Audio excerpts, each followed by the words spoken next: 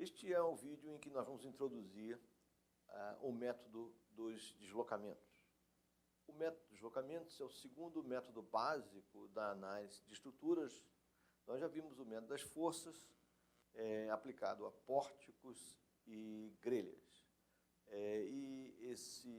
O método de deslocamentos, ele também trata das condições que o modelo estrutural tem que atender, que são as condições de equilíbrio, as condições de compatibilidade e as condições sobre o comportamento dos materiais, que é expresso através de leis constitutivas, que são as relações, tensões, deformação.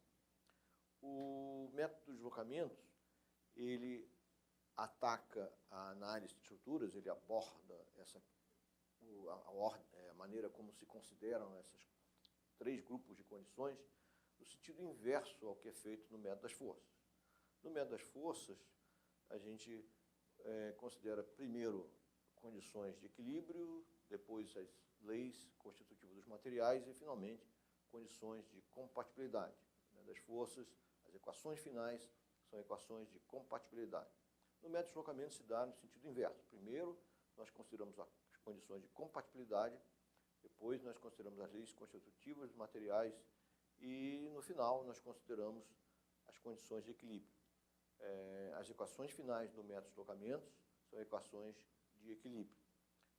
O método das forças, por ter as equações finais, equações de compatibilidade, também é chamado de método da compatibilidade.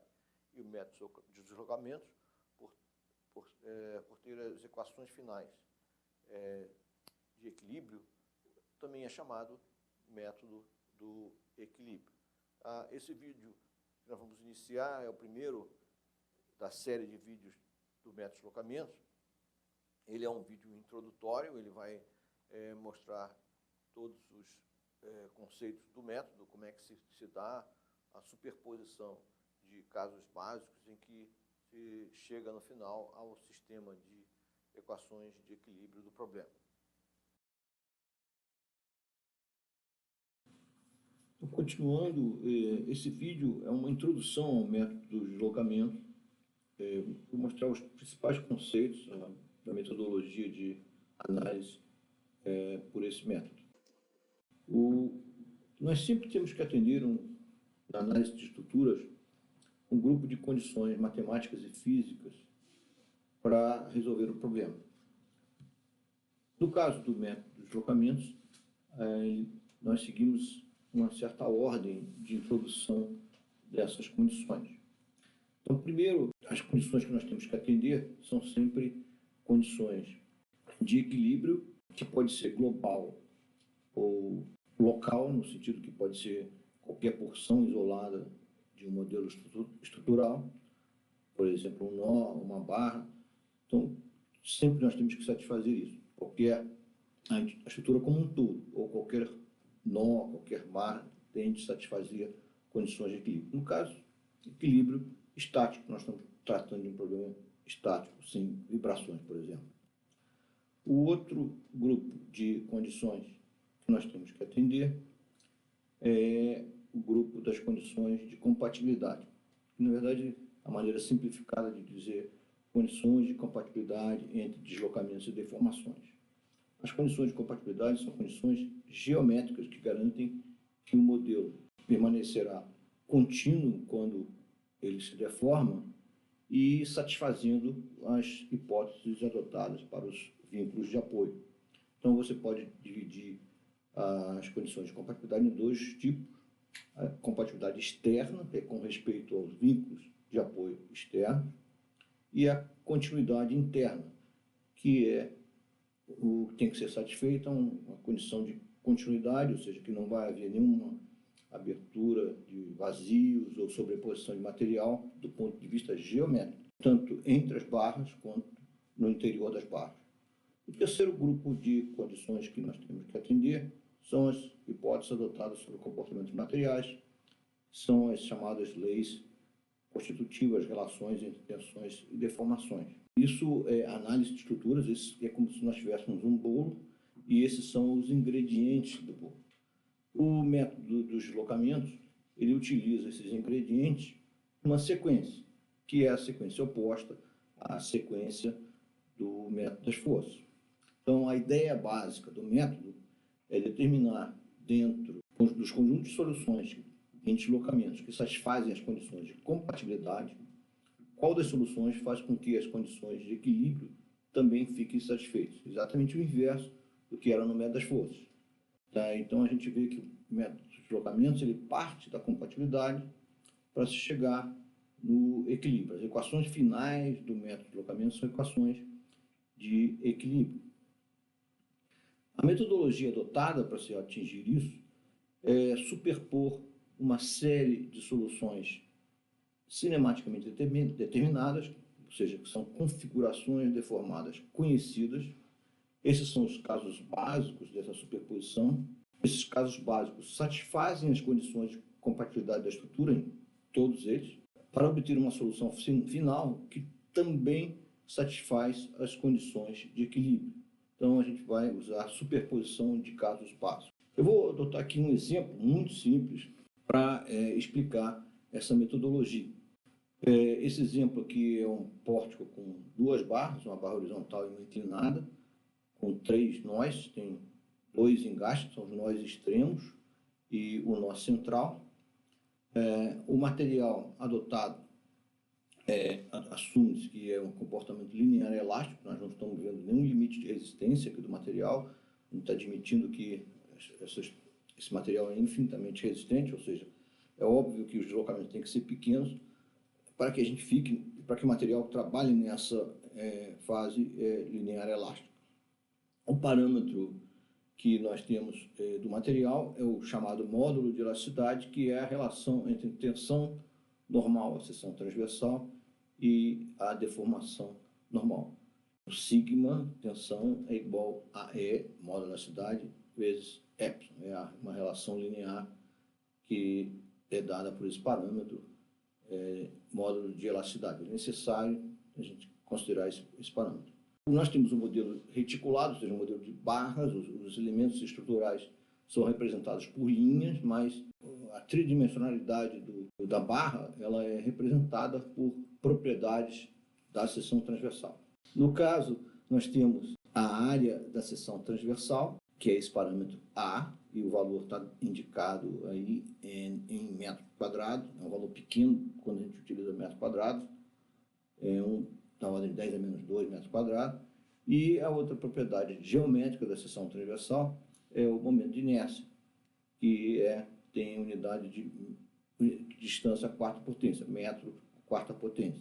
Essas são propriedades integrais da seção transversal e são elas que são consideradas nesse modelo de barras. Nesse caso, a gente não precisa de mais nenhuma propriedade geométrica da seção transversal, porque nós estamos desprezando deformações por seus elementos. Se nós estivéssemos considerando esse tipo de deformação, a gente teria que considerar um outro parâmetro geométrico da seção transversal, que é a área efetiva para cisalhamento. Não é o caso neste exemplo. As incógnitas do método de deslocamento são chamadas de deslocabilidades ou graus de liberdade. São os parâmetros que definem completamente a configuração deformada de uma estrutura. No caso de modelos de barras, esses parâmetros são as componentes de deslocamentos e rotações nodais, ou seja, dos nós do modelo, que estão livres. Isto é, são as componentes de deslocamentos e rotações que devem ser conhecidas para determinar univocamente a configuração deformada do modelo. Um exemplo em que nós estamos vendo, existem 3 deslocabilidades. Eu tenho o deslocamento horizontal do nó interno, do nó interior, que é o D1. Eu tenho o deslocamento vertical do nó interior, que é o D2, e eu tenho a rotação desse nó. Então, uma coisa que tem que estar clara aqui é que esses 3 parâmetros definem completamente a configuração deformada do modelo. Então, está aqui, de alguma maneira, nós temos que garantir que, dado os deslocamentos e rotações nas extremidades de uma barra, e dado o seu carregamento, além de todas as outras propriedades da barra, nós temos condições de definir qualquer deslocamento e rotação no interior de uma barra em função do que ocorre na extremidade, em termos de deslocamentos e deformações. Isso é fato, a gente vai, mais tarde, em outros vídeos, mostrar que isso ocorre. Então, isso nos permite representar o comportamento contínuo da configuração deformada, que é indicado por essa linha tracejada, essa curva tracejada. Nós podemos representar esse comportamento contínuo da configuração deformada através de 3 parâmetros, que são, então, é uma maneira de você discretizar o problema. É o básico do método de deslocamento, você discretizar o problema em função de componentes de deslocamentos e rotações. Isso, inclusive, dá o nome do método 2 deslocamentos. Para exemplificar a análise nesse modelo, eu vou aqui abrir o F-Tool com já o modelo criado, esse modelo de 2 barras, uma horizontal, uma inclinada, esse carregamento. Aqui estão as dimensões, que são as dimensões utilizadas. O material está modelado conforme indicado, aqui tem um modo de elasticidade. O coeficiente de Poisson está sendo fornecido, mas ele não é utilizado, ele só é utilizado quando nós temos energia de deformação, a deformação por cisalhamento sendo considerada. A seção transversal do modelo, a gente considerou aqui propriedades integrais do modelo já fornecidas, e são a área, conforme indicado, e o momento de inércia, com as unidades adotadas. E eu vou selecionar todas as barras que têm essas propriedades e vai ficar em vermelho, porque as 2 barras têm essa propriedade. Não estou aqui mostrando como foi criado isso no F-Tool, porque isso já foi feito em outra oportunidade. Só mostrando aqui a configuração deformada do modelo. Aqui está um fator de ampliação, eu vou colocar aqui 500 vezes, eu posso manipular isso. Na verdade, isso aqui é só para a gente conseguir enxergar a configuração deformada, porque deslocamentos de uma estrutura devem ser pequenos, a nossa hipótese é de pequenos deslocamentos, mas a gente está aqui ampliando a escala em que a gente desenha os deslocamentos em relação à escala da estrutura de 500 vezes, só por uma questão de visualização. Mas é importante a gente ver isso, essa imagem é sempre uma imagem importante, a gente ver se nós estamos satisfazendo as condições de compatibilidade do problema. Por exemplo, eu tenho engaste nas 2 extremidades, eu estou vendo que eu tenho deslocamentos nulos e rotação nula, ou seja, a barra sai com a mesma inclinação da configuração deformada original, que é a barra inclinada. E ela também chega aqui nessa extremidade da direita com a tangente horizontal, porque a barra sem deformação é horizontal. Então, isso a gente está vendo que o modelo está sendo satisfeito, essa continuidade com relação à compatibilidade externa, com relação aos veículos externos, e também existe uma configuração deformada que é contínua, ou seja, o importante é que esse nó é rígido, nó interior, ou seja, ele compatibiliza os deslocamentos e rotações das 2 barras no encontro dele, aqui no nó. Então, o ângulo entre as 2 barras ele é preservado na configuração deformada. Tá? O F-Tool resolve isso pelo método de deslocamento, sim, é o método que o F-Tool adota, e, de fato, nós já temos a resposta do problema. Se eu clicar aqui com o botão da direita do mouse nesse nó, eu vou ter aqui os valores que, na verdade, é a solução do nosso problema, é o que nós queremos resolver. São os valores dos deslocamentos horizontal e vertical e a rotação desse nó. Nós vamos guardar esses valores, eles vão aparecer depois no futuro para isso. Eu não vou mostrar aqui os resultados finais, porque os outros resultados finais, que são os esforços internos, porque nós vamos mostrar isso no final do vídeo, que é como se termina a análise desse modelo estrutural. Então, esse é o nosso problema. Nós temos essas incógnitas, que são os 3 componentes de deslocamento e rotação do nó interior. Vamos ver como é que nós consideramos isso na metodologia de análise do método de deslocamento. Para a criação dessa superposição de casos básicos, nós temos que trabalhar com uma superposição de modelos cinematicamente determinados. São modelos que têm uma configuração deformada conhecida. Nós utilizamos, então, uma estrutura auxiliar que serve como estrutura base para os casos básicos. Essa estrutura ela tem um nome que se chama sistema hipergeométrico. É um sistema em que é uma estrutura cinematicamente determinada, ou seja, com a configuração deformada conhecida, que é obtida a partir da estrutura original pela adição de vínculos de apoio que fixam, que prendem as deslocabilidades. Tá? Para entender isso, nós vamos utilizar esse exemplo, que é o exemplo simples de duas barras. Né? Esses apoios fictícios do sistema hipergeométrico, eles são apoios adicionados. Então, nesse exemplo, eu vou adicionar um apoio fictício para cada deslocabilidade. Então, o apoio 1 é um apoio do primeiro gênero que impede o deslocamento vertical, D1. O apoio 2 é o apoio do primeiro gênero que impede o deslocamento vertical, D2. E esse quadradinho é uma chapa fictícia, isso é matemático. Se não existe fisicamente, você tem um apoio que prende só a rotação.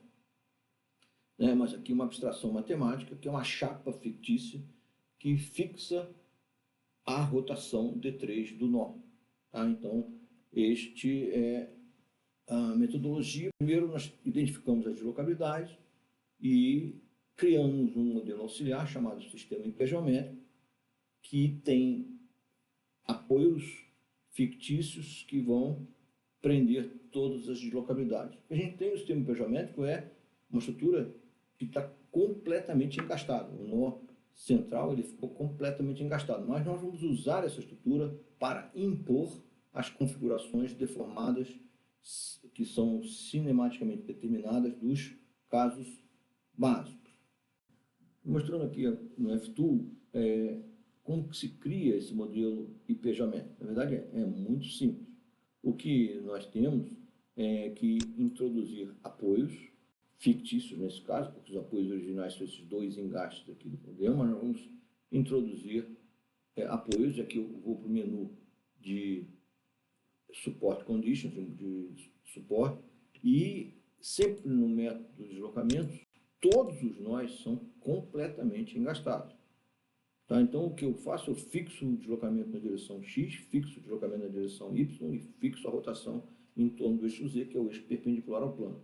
E eu aplico isso. Quando eu aplicar essa condição, o que vai aparecer desenhado aqui no F-Tool não são aqueles três apoios 1, 2 e 3 separados, porque o que tem esses três apoios, que é o impedimento do deslocamento horizontal, vertical e a rotação, é um engaste, e é assim que vai ser que o F-Tool vai desenhar. Ele desenhou o engaste, e isso é o que nós temos. Nós vamos utilizar, então, esse modelo hipergeométrico, com todos os nós engastados, para introduzir condições cinemáticas conhecidas. Tá? E é isso que nós vamos fazer agora. Nós utilizamos o sistema hipergeométrico para fazer uma superposição de casos básicos. O caso zero é o caso em que nós isolamos a solicitação externa, no caso aquele carregamento, aquela carga uniformemente distribuída na viga horizontal, nós isolamos no sistema hipergeométrico. O que nós temos é um isolamento só do carregamento, ou seja, as deslocabilidades têm valores nulos no caso zero. É uma situação de engastamento perfeito.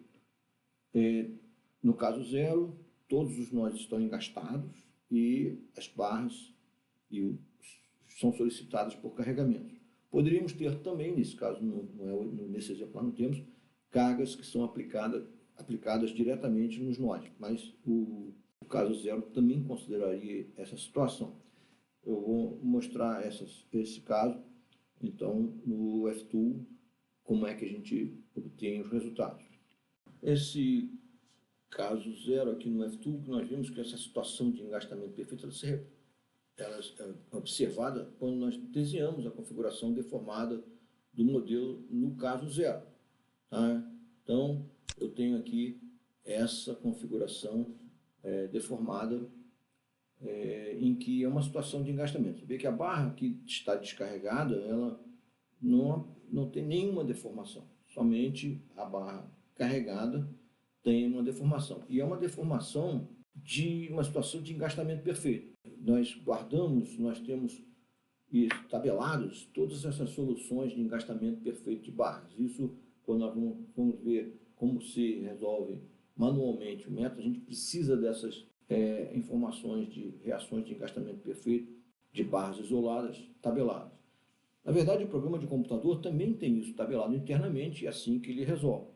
Tá? Nós vamos ver primeiro as configurações deformadas de cada um dos casos, e depois nós vamos ver que tipo de parâmetros nós tiramos de cada um desses modelos para fazer a recomposição do equilíbrio final da estrutura. O caso 1 dessa superposição de casos básicos é o caso em que nós isolamos o efeito da deslocabilidade D1. Esse é um truque que se faz, é muito comum em análise de estruturas, lá no método das forças também. Nós consideramos o efeito de um valor unitário da incógnita. O que nós vamos fazer, depois vai ser explicado, nós vamos colocar as incógnitas em evidência, deixando tudo em função de um valor unitário que nós vamos aplicar. Isso é muito comum em análise de estruturas e considerado dessa maneira.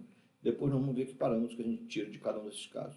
O que a gente tem, então, é o caso 1, em que a deslocabilidade D1 é isolada no sistema hipergeométrico.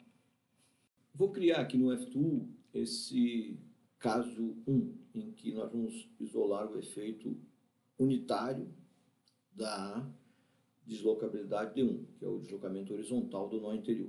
A primeira coisa que eu tenho que fazer aqui no F2 é que eu vou retirar o carregamento, porque o carregamento só aparece no caso 0. Ele foi isolado, o efeito dele foi isolado. Então, para retirar um carregamento, eu vou aqui no menu de carga uniformemente distribuída e simplesmente retiro esse carregamento. Tá? Em seguida, o que eu tenho que fazer é impor um deslocamento horizontal com valor unitário nesse nó interior. Isso é como se fosse um recalque de apoio. Isso é para isso que a gente utiliza esse sistema hipergeométrico, porque nós vamos impor configurações deformadas através de recalque de apoio nos apoios fictícios do sistema hipergeométrico. Para a gente fazer isso, a gente vem aqui no menu de apoio. O que nós temos aqui é um engaste, só que nós queremos impor aqui um recalque ou um deslocamento prescrito. Nós temos aqui essa opção que eu liguei de deslocamento prescrito ou rotação, mas o que eu quero é aplicar apenas um deslocamento horizontal no nó. E eu vou fazer, colocando esse valor horizontal unitário, no caso aqui 1 metro, que ainda vai ser tratado como pequeno deslocamento, embora seja 1 metro, mas isso é uma abstração mesmo de cálculo. Depois nós vamos ver que os deslocamentos são realmente pequenos, mas assim, nos casos nós impomos deslocamentos e rotações unitárias. Eu vou aplicar, no caso, o F2 simplesmente indica isso dessa maneira, através de uma setinha com tracinho na base. A notação para deslocamento ou rotação é uma seta com um traço na base, e aqui é um valor de 1 metro. A unidade está aqui com várias casas decimais, de formato exponencial, porque os valores depois vão ser pequenos para manter essa formação. E o que nós queremos tirar do caso 1 é a configuração deformada desse modelo. Vamos ver que a configuração deformada desse modelo é uma configuração deformada. Eu selecionei aqui essa resposta de configuração deformada, eu só estou vendo desenhada aqui em azul essa configuração deformada, em que eu tenho a rotação do nó interior é nula, porque está presa, o deslocamento vertical do nó é nulo, e só tem deslocamento horizontal. Nesse caso, nós estamos fazendo uma análise de primeira ordem, considerando que os deslocamentos são pequenos, então nós não estamos aqui, essa imposição desse encurtamento da barra horizontal não provocou uma flambagem da barra, que é um fenômeno de perda de estabilidade, uma flexão provocada pelo encurtamento. Tá? Isso não está sendo considerado, embora seja 1 metro, um deslocamento grande em relação a 6 metros do comprimento dessa barra, ele está sendo tratado como pequeno. Tá? E esse, então, é o efeito do caso 2. Nós estamos vendo como que nós fazemos no método deslocamento. Nós impomos configurações deformadas em cada caso. O caso seguinte é o caso 2, o caso em que nós vamos isolar o efeito da deslocabilidade D2, que é o deslocamento vertical no nó interior. É inteiramente análogo ao que nós fizemos para o caso 1, conforme nós vamos ver agora com o F2. Vou mostrar agora como é que nós criamos o caso 2 aqui no F2. É muito simples, nós temos que remover o recalque que nós colocamos no horizontal. Vou botar aqui 0 e vou impor apenas um deslocamento unitário vertical dy aqui. Só reparando que eu vou aplicar isso ao nó e o F2 está indicando a direção. A convenção de sinais aqui de deslocamentos do F2 é uma convenção de deslocamentos horizontais, positivo da esquerda para a direita, e verticais positivo de baixo para cima. Então nós estamos impondo um deslocamento unitário positivo, ou seja, vertical para cima. E é isso mesmo. A configuração deformada que nós vamos impor a esse caso é a configuração deformada do caso 2. Eu vou apertar esse botão aqui de desenhar a configuração deformada e é o que nós estamos vendo. A tangente dessa elástica aqui da configuração deformada da barra horizontal, ela chega horizontal aqui porque a rotação é nula nesse ponto. Eu só estou impondo um deslocamento vertical unitário e essa barra inclinada, ela tem nesse nó a mesma inclinação que ela tinha originalmente, porque não houve rotação. Então, esta é a configuração deformada imposta do caso 2. Assim, nós isolamos o efeito, no caso, primeiro unitário, depois nós vamos ver como é que nós vamos considerar essa situação em que o D1, D2 e também o D3 vão ser considerados como incógnitos. Por enquanto, nós estamos considerando efeitos unitários das incógnitas. O caso seguinte é o caso 3. Nós vamos isolar o efeito da rotação D3. A deslocabilidade D3 é a rotação do nó interior. Se nós tivéssemos mais deslocabilidade, o que nós faríamos seriam mais casos. O número de casos é sempre o número de deslocabilidades mais 1, sendo 1 que vem do caso 0, que é o efeito da solicitação externa. Vamos mostrar agora no F2 como que a gente isola o efeito da deslocabilidade D3, da rotação do nó interior. Agora nós temos o caso 3, como é que nós vamos criar o caso 3? Eu vou selecionar um nó interior, eu vou retirar o movimento horizontal, o vertical, o apoio do nó para cima, aqui de unitário de dy desse nó, e vou introduzir uma rotação. A unidade utilizada de rotação é adimensional, mas é radiano, uma rotação unitária, e aqui a convenção de sinais, eu vou aplicar isso aqui, é uma rotação no sentido anti-horário, é a convenção de sinais. Momentos externos e rotações são positivas no sentido anti-horário. Essa rotação 1 radiano é um ângulo muito grande, mas apesar disso nós estamos considerando que esse efeito é de pequeno deslocamento, pequena rotação. Nós vamos ver que, no final, os deslocamentos e rotações são realmente muito pequenos. Tá? Mas a configuração deformada aqui do caso 3, devido a D3 igual a 1, é essa aqui. Nós estamos vendo que há um giro do nó, o ângulo entre as barras permanece o mesmo original, né? Então a compatibilidade aqui está sempre sendo satisfeita em todos os casos do método de deslocamento, e esta é a configuração deformada, isolada, também que a gente satisfaz sempre as condições dos engastes e, ao mesmo tempo, a continuidade entre as barras satisfeita. Aqui é apenas que é uma configuração deformada fictícia, porque é uma imposição de apenas uma rotação no nó interior. Através da superposição dos 4 casos básicos, nós vamos impor e restabelecendo as condições de equilíbrio, nós vamos chegar na configuração deformada correta do problema. O que nós vamos obter de cada um dos casos vai nos permitir depois restabelecer as condições de equilíbrio original do modelo. Vou retornar então em cada um dos casos e nós vamos ver que parâmetros nós vamos retirar de cada caso. Isso aqui é o caso 0, novamente, com a configuração deformada que nós temos. Aqui nesse desenho esquemático, aquele engaste no nó central está sendo desenhado com os 3 apoios separados. Tá? E nós temos definição aqui de um dos parâmetros do caso zero, que nós vamos determinar no caso zero. São chamados termos de carga.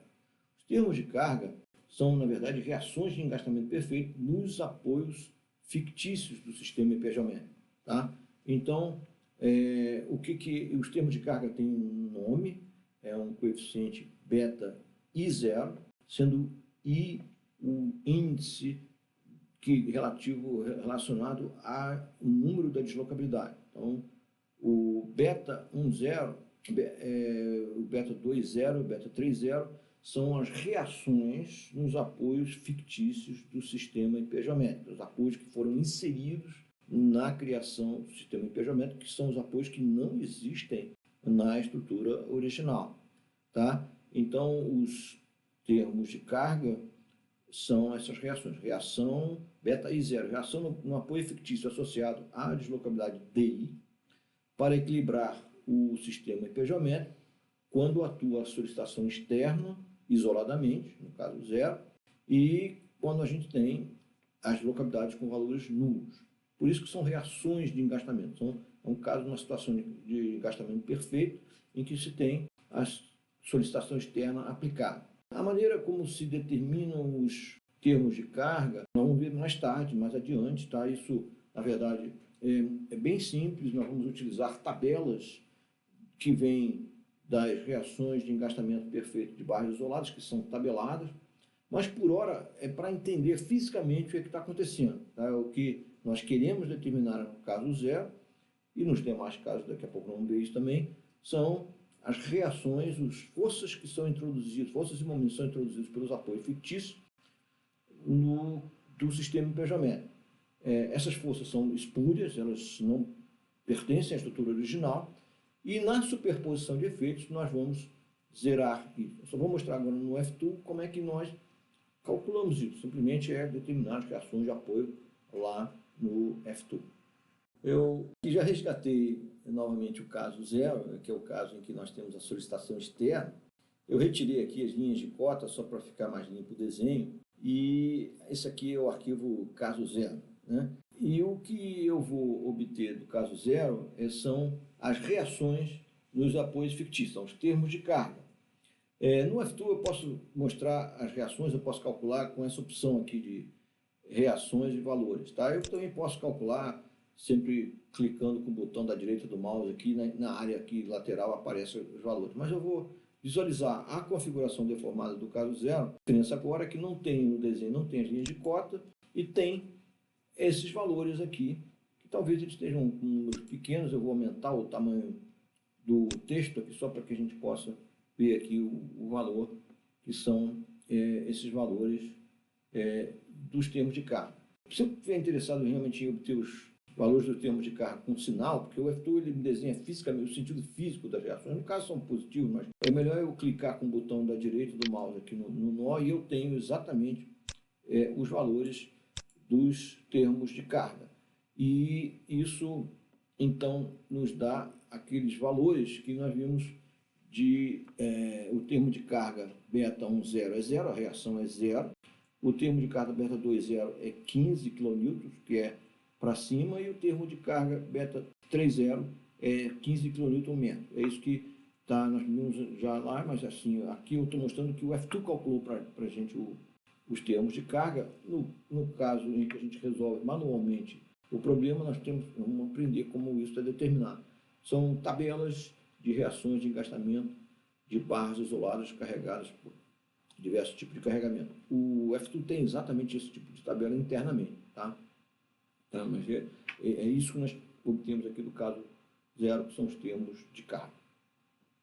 Nós temos agora o caso 1, e como nós aplicamos lá um valor unitário para a deslocabilidade D1, o que nós estamos fazendo de fato é colocar o valor, o parâmetro D1, a incógnita D1, em evidência.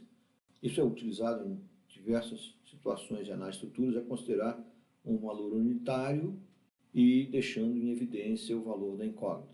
Tá? O que nós vamos calcular aqui no caso 1 é o que está dentro desse colchete, ou seja, é um valor unitário da deslocabilidade. E aqui tem, então, nós vamos impor um recálculo, como a gente viu, mas nós vamos medir, nós vamos calcular, determinar os valores das forças e momentos que são introduzidos no modelo através dos apoios fictícios. Tá? Isso vai dar, então, como se fossem reações nesses apoios fictícios. E que observa, assim como no caso zero, que aparecem reações nos apoios originais da estrutura. Nós não estamos interessados nesses valores, porque o que nós estamos interessados aqui são só nas forças e momentos introduzidos pelos apoios fictícios. E essas forças e momentos têm nome. Isso é chamado de coeficiente de rigidez global, coeficiente de rigidez K e J. Tá? Então, no caso 1, o que nós temos são os coeficientes que têm o segundo índice J igual a 1. Tá? Então, o que é o K e J? É a força ou momento que deve atuar na direção da deslocabilidade DI para manter a estrutura, na verdade, o sistema empejométrico, em equilíbrio, quando é imposta uma configuração deformada, onde, no caso, D1 igual a 1, mas no caso DJ igual a 1, e as demais deslocabilidades são nulas. O que já está sendo mostrado aqui na figura são os valores desses coeficientes de rigidez no caso 1. Eu tenho K11, K21, K31. K1 na direção da deslocabilidade D1, K21 na direção da deslocabilidade D2, essa força vertical, e o K31 é um momento. Todos eles têm o segundo índice 1, porque quem provocou foi o D1 igual a 1. Tá? Esses valores são altos, porque eu estou impondo um deslocamento unitário, que é um valor alto para deslocamento. Então, os coeficientes de rigidez são valores altos, como nós trabalhamos com essas unidades de quilonewton e metro. Outra coisa que nós temos que observar é que a unidade de coeficiente de rigidez são unidade de força ou momento, que é quilonewton por K1, K21 e momento K31, mas a unidade de força e momento dividida pela unidade da deslocabilidade, que no caso a gente está usando tudo em metro. Então, o coeficiente de rigidez, por definição, é a unidade de força ou momento dividido pela unidade da deslocabilidade, no caso 1 dividido por metro. Tá? Então, isso é importante porque quando nós formos obter as equações finais de equilíbrio, eu tenho que estar com essas unidades consistentes. De fato, tudo que acontece aqui dentro para D1 igual a 1 vai ser multiplicado por fora por uma deslocabilidade que tem unidade de distância, no caso, que é metro aqui. Tá? Então, isso nós vamos ver no F2, como a gente obtém isso. É a mesma coisa, é só calcular a reação lá no F2 e mais tarde nós vamos ter que entender como é que a gente determina esses coeficientes quando a gente faz o cálculo manual. A gente vai utilizar também tabelas para deformações de barras isoladas, quando são impostos deslocabilidades isoladas em suas extremidades. Essas tabelas são utilizadas internamente pelo F2. Voltando aqui para o F2, para o caso 1, eu estou mostrando aqui também a estrutura limpa, já assim, linhas de cota, e com o deslocamento unitário horizontal imposto aqui nesse nó. E o que nós vamos determinar aqui no F2, desenhando a configuração deformada, são as reações em todos os apoios. O F2 indica esses valores, eu também posso clicar com o botão da direita do mouse e eu tenho aqui os valores dos coeficientes de rigidez K11, K21 e K31, que são essas forças horizontal, Fx, força vertical, Fy e momento Mz. As reações, como eu disse, as reações que aparecem nos outros apoios originais da estrutura não interessam, mas não são os coeficientes de rigidez. Os coeficientes de rigidez são apenas as reações dos apoios fictícios. Outra coisa que a gente tem que lembrar é que, embora as unidades dos coeficientes de rigidez sejam unidades de força ou momento dividido por metro, que como a gente salientou, o F2 não sabe que nós estamos fazendo a simulação do método de deslocamentos, então ele indica o que ele sabe. Ele sabe que isso aqui é uma força, então é quilonewton, a outra é força, quilonewton, e é momento, quilonewton metro. Simplesmente isso. De novo, nós já comentamos, assim, aqui nós queremos entender apenas o que significado físico do coeficiente de rigidez. Mais adiante na disciplina, a gente tem que saber como determinar esses valores no cálculo manual. Vão ser tabelas, como eu disse, de soluções de barras isoladas com deslocabilidades impostas. São tabelas que internamente o F2 tem. O caso 2 é análogo ao caso 1, que nós temos aqui a imposição de um valor unitário para a deslocabilidade D2, que é o deslocamento vertical do nó interior, e deixando a incógnita D2 em evidência. Tá? O que nós temos aqui são os coeficientes de rigidez do caso 2, que tem o índice J igual a 2. Então, é a mesma definição.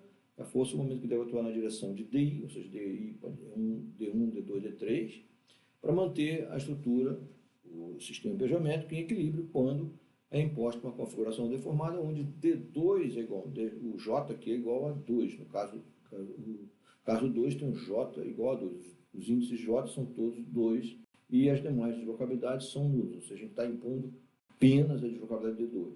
E, de novo, aqui a gente tem as reações nos apoios fictícios, ou seja, as forças e momentos introduzidos pelos apoios fictícios para manter esse sistema empejométrico em equilíbrio nesta configuração deformada, são os chamados coeficientes de rigidez globais, e eles têm unidade de força para K12 e K22 e unidade de momento para K32, mas sempre dividido pela unidade da deslocabilidade D2, que é um deslocamento, no caso aqui é metro. Então, lá no F2 a gente faz de uma forma análoga lá os coeficientes de rigidez do caso 2, calculando as reações nesses apoios fictícios. Aqui no F2, então, nós temos a imposição, no caso 2, a imposição do deslocamento unitário vertical aqui do nó interior e a configuração deformada desse modelo está indicada, como nós já vimos. Agora, o que tem a mais é que nós temos também indicado as reações em todos os apoios, mas nós estamos interessados nas reações dos apoios fictícios, que são os coeficientes de rigidez globais do caso 2. Eu vou clicar aqui com o botão da direita, que o F2 me dá esses valores numéricos. Ele calculou, então, os coeficientes de rigidez globais do caso 2, lembrando que ele não sabe que isso aqui é simulação de deslocamentos, então ele bota a sua unidade de força, unidade de momento, mas a gente sabe que as unidades são divididas pela unidade da deslocabilidade. Uma coisa interessante vocês observarem, isso vai ser demonstrado depois, nós vamos mostrar isso que tem que ser, os coeficientes de rigidez K12, K21, e etc., ou seja, KIJ e KJI são sempre iguais. Ou seja, esses coeficientes de rigidez têm uma simetria. E isso é demonstrado pelo teorema de Betti, que na verdade é uma consequência do princípio dos deslocamentos virtuais. Nós vamos ver mais adiante, mas sempre tem que ocorrer os coeficientes de rigidez KIJ e KJI têm que ser iguais. O caso 3 vai ser obtido, então, pela imposição de uma rotação do nó interior, aqui, rotação D3, que vai ser aplicada unitária, deixando em evidência o valor da incógnita, que é a rotação D3.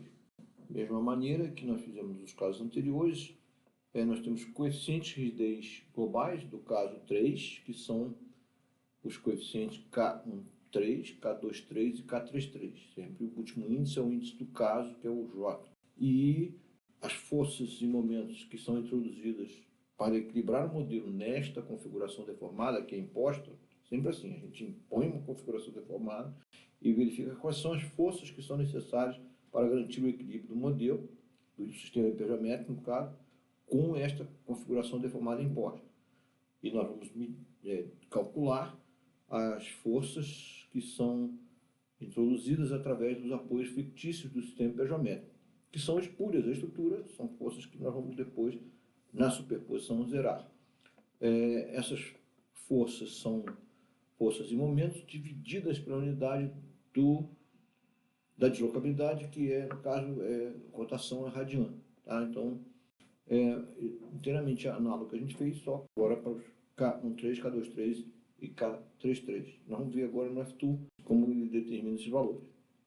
Aqui no F2 nós temos agora o caso 3, que é a imposição dessa rotação de 1 radiano ao nó interior aqui, e pedimos aqui a configuração deformada, que nós já vimos anteriormente. A diferença é que agora, além da configuração deformada, eu estou vendo os valores das reações de apoio. São as forças e momentos introduzidas através dos apoios fictícios desse nó central são os coeficientes de rigidez globais do caso 3. Esses coeficientes estão indicados aqui, numericamente a gente pode obter, e sendo que a única coisa que estaria faltando aqui para esse coeficiente seria dividido por unidade radiana, que é a unidade da deslocabilidade, que é uma rotação.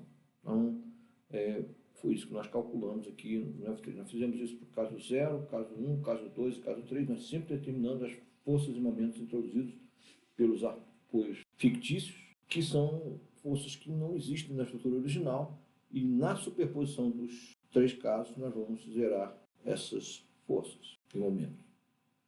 O que falta agora é finalizar o problema. Nós fizemos a decomposição da configuração deformada do modelo em 4 situações básicas, são os casos básicos, cada uma isolando determinado efeito. Um efeito, na verdade, cinemático, um efeito de deformação, né? Então, o que nós observamos é que cada caso básico satisfaz as condições de equilíbrio através de forças e momentos externos espúrios, ou seja, que não pertencem à estrutura original, que são introduzidos pelos apoios fictícios do sistema hipergeométrico. Portanto, cada caso básico não satisfaz o equilíbrio da estrutura original, pois essa estrutura não tem apoios fictícios do sistema hipergeométrico.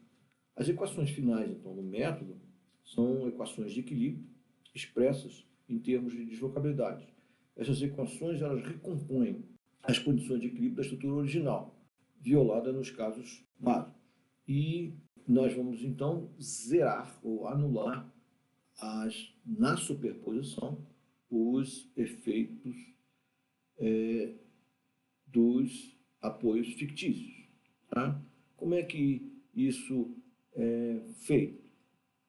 Nós vamos, então, impor, através da superposição dos 4 casos básicos, nós vamos impor que o somatório de todas as forças que são introduzidas por cada um dos apoios fictícios, forças e momentos introduzidos por cada um dos apoios fictícios, são nulos. Por exemplo, no apoio fictício 1, eu vou superpor, eu vou somar as forças horizontais que vêm através do apoio 1, vindo de cada um dos casos, nessa soma eu vou zerar.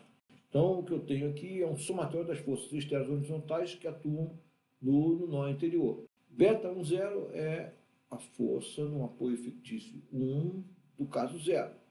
A força fictícia no apoio 1 do caso 1, na verdade, é o produto K11 vezes D1, porque o caso 1 é tudo, incluindo o que está em evidência, que é o D1.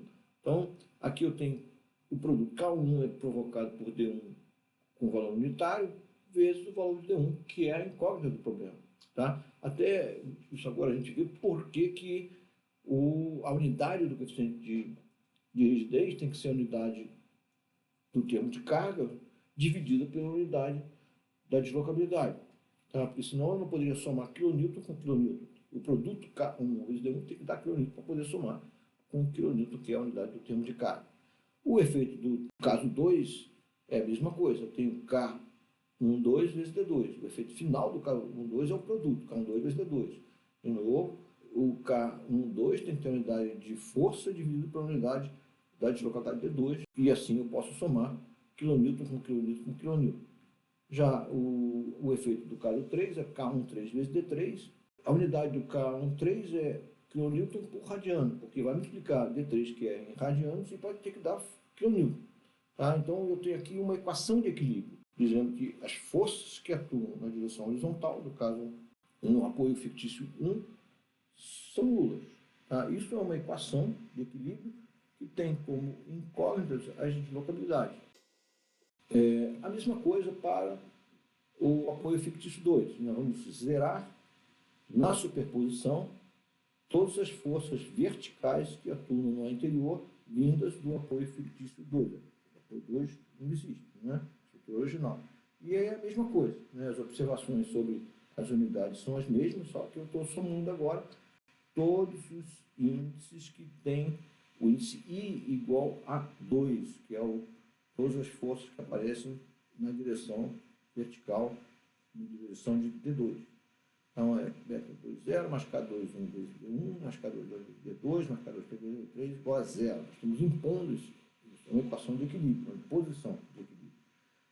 Aqui não estão colocados os valores numéricos, a gente observou que os coeficientes de rigidez, K12 é igual a K21 e assim por diante. Né? E, finalmente, eu tenho a terceira equação de equilíbrio, que é o somatório dos momentos externos, que atuam no anterior, é nulo. E eu tenho, então, do caso 0, vem o beta 3, 0, do caso 1 vem o produto K3, 1 vezes D1, do caso 2 vem o produto K3 vezes D2, e do caso 3 vem o K3, 3 vezes D3. Tudo isso dá, então, são 3 equações de equilíbrio, e nós temos 3 incógnitas, que são as 3 deslocabilidades.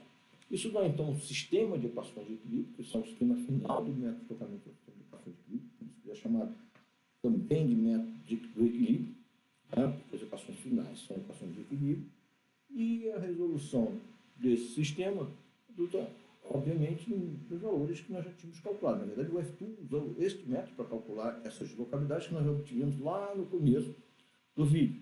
Tá? Então, aqui eu tenho os valores com unidades das deslocabilidades. Nós estamos vendo que são da ordem de 10 a menos 3 metros, 10 a menos 3 radiano. Então, são valores pequenos, o que de fato tem que ser, isso vem de fato dos coeficientes de rigidez. São valores muito altos. Eu também tenho sinais associados a essas deslocabilidades, e os sinais estão de acordo com a convenção de sinais. Por exemplo, D1 é um deslocamento mais 0,04 sobre 10 a menos 3 metros. Mais significa que ele é na direção da esquerda, horizontal da esquerda para a direita. O D2 é negativo. Para um deslocamento vertical, negativo significa um deslocamento para baixo. E o D3 é uma rotação negativa, significa que está no sentido horário. O que fisicamente nós estamos vendo a configuração deformada desse modelo, e isso faz sentido, né? Nós temos uma força, uma carga aplicada para baixo, o deslocamento D2 é para baixo, a configuração deformada desse nó gira no sentido horário, negativo aqui, faz sentido. Na verdade, é impossível determinar isso adiante, só realmente esses valores só calculando da forma como nós fizemos. E aqui eu tenho o resultado final do problema. Eu vou mostrar como que isso pode ser melhor entendido, essa superposição de casos básicos, também lá no F2, fazendo uma simulação dessa superposição no F2. A simulação aqui está sendo mostrada no F2, eu consigo no F2 fazer 2 modelos desconexos, que são, na verdade, o mesmo modelo. O modelo da esquerda é a estrutura original, né? Eu só não estou desenhando aqui as linhas de corte. E o modelo da direita é, na verdade, a superposição dos 4 casos básicos. Só que aqui eu já estou entrando com valores finais dos deslocamentos, das deslocabilidades, né? Eu já estou entrando com os valores finais, eu vou mostrar aqui, eu tenho os valores que foram introduzidos no modelo, foram como se nós tivéssemos imposto a esse engaste aqui do meio, recalques que são exatamente iguais aos valores dos deslocamentos finais do nó, do problema, aqui do nó anterior. Então, por exemplo, aqui eu tenho um deslocamento imposto para baixo com esse valor, que é o D2, né, menos 1,042 10 menos 3 metros, aqui está imposto.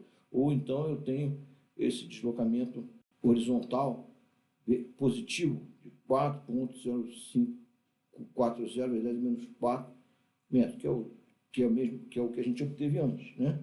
E também a rotação imposta com o sinal negativo. Então, aqui nesse lado da direita eu tenho a superposição dos casos básicos. E quando nós olharmos para essa solução, a deformada desse caso, essa deformada ela tem que ser absolutamente igual no modelo da esquerda e no da direita. Não pode deixar de ser diferente. Então, é isso que a gente vê, é exatamente a mesma configuração deformada, porque esses são os deslocamentos do modelo livre, né, do modelo original, que são exatamente o que foi imposto aqui, no caso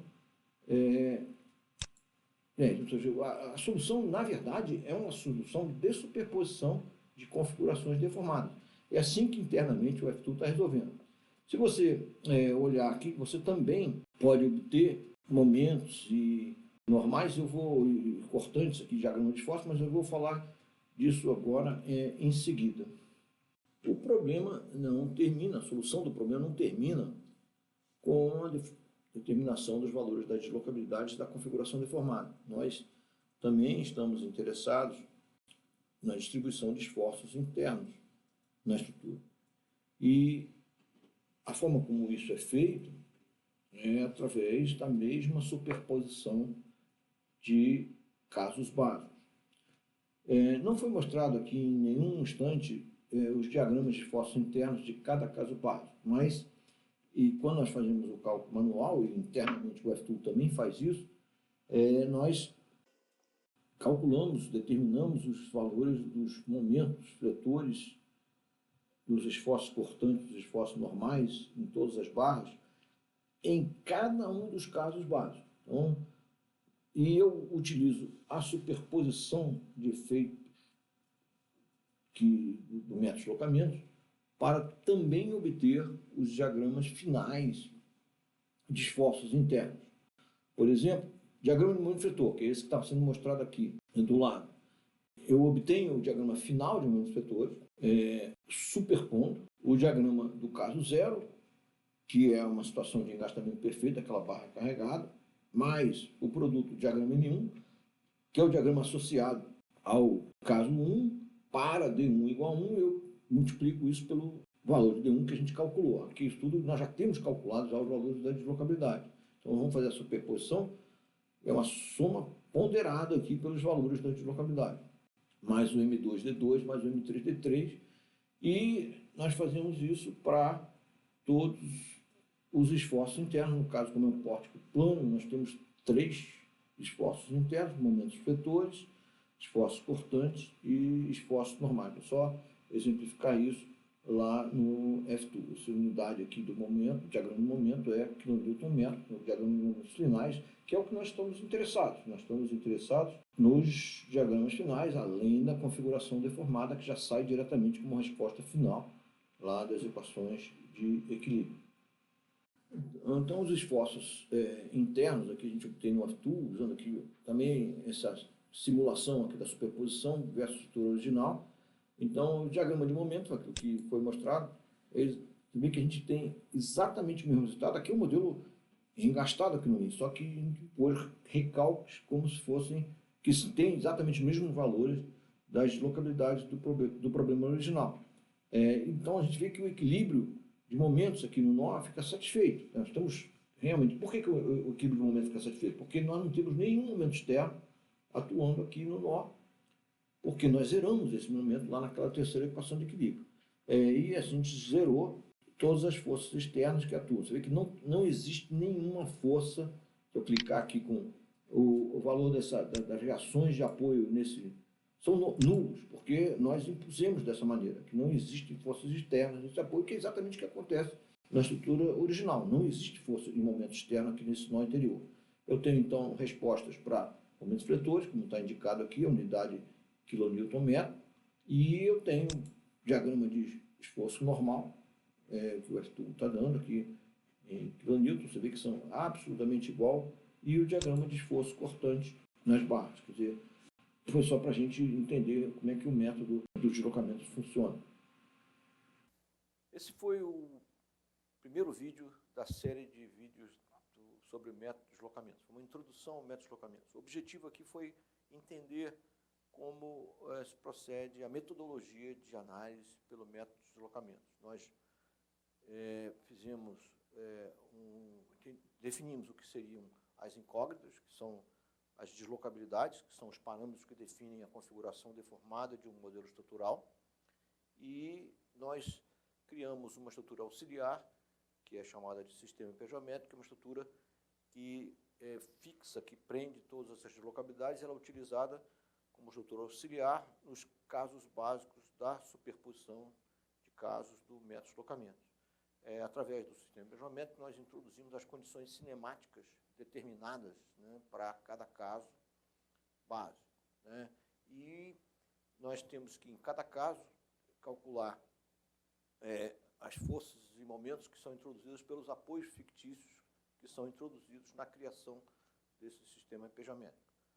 Nas aulas que vão seguir aqui a esse vídeo, são as aulas do método de deslocamento, nós vamos entender como que se determinam esses termos de carga, que são as forças e momentos que aparecem nos apoios fictícios do sistema emparejamento, no caso zero, e como se determinam os coeficientes de rigidez globais dos demais casos básicos do método. Isso é o que nós precisamos fazer, porque toda a metodologia, de uma certa maneira, já foi explicada nesse vídeo. O importante é entender o conceito dessa superposição e entender que nós estamos sempre satisfazendo compatibilidade em todos os casos básicos do método de deslocamento e, no final, nós restabelecemos o equilíbrio. Dessa maneira, nós estamos satisfazendo todas as condições que a análise estrutural tem que atender. Condições de equilíbrio, condições de compatibilidade e comportamento do material através das leis constitutivas.